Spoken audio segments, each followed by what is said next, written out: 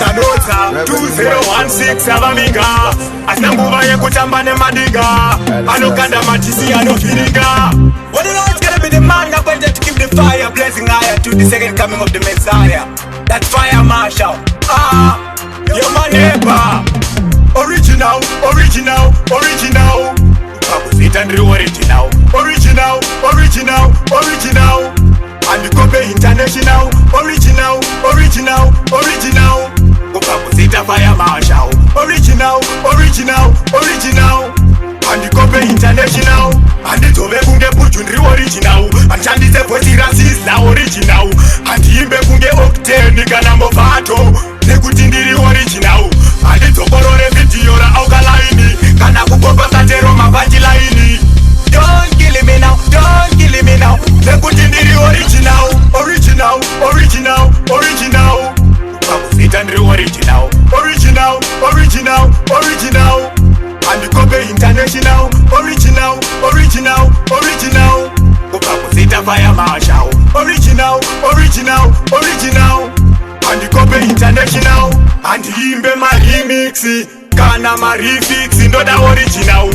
And the Kobe ma lyrics Puntaka na G-mix Ndiri original. Poni dine noki ya lumi original.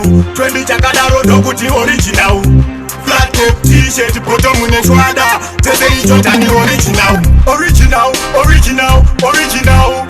Opposite and original. Original, original, original.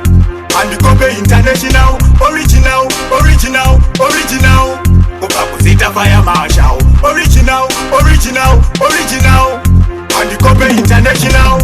And the Tobe Kunge Puchundri original. And Chandise Poti Rasis la original. And the Imbe Kunge Okte Nikana Mofato. Nekutindiri original. And the Toborore video la Auga Laini. Kana Kukopa Satero Mabaji Laini. Don't kill me now, don't kill me now. Nekutindiri original. Original, original, original. Opposite and original. Original, original, original. And the Kobe International. Original, original, original. Opposite and Fyah Marshal. Original, original, original. And the Kobe International. Landman, fake man, Romo. Let them know the original thing we are dealing with. That is for me, them Romo. Yes, sir.